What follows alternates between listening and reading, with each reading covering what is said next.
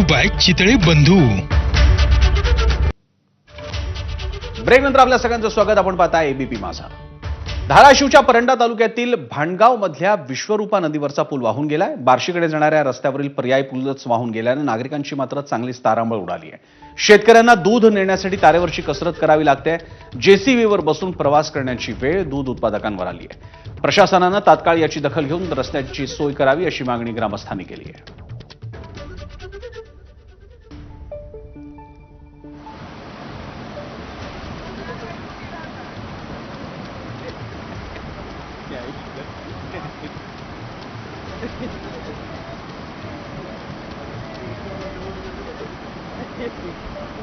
धाराशिवमध्ये पूल वाहून गेल्यानं दूध विक्रेत्यांची मात्र कसरत होते. सर्वसामान्यांच्या साध्या अपेक्षा असतात, कष्टकऱ्यांच्या व्यावसायिकांच्या साध्या अपेक्षा असतात. नदीवरचा भक्कम पूल ही तशीच एक साधी अपेक्षा आहे, मात्र ते नसल्यामुळे काय होतंय त्याची दृश्य.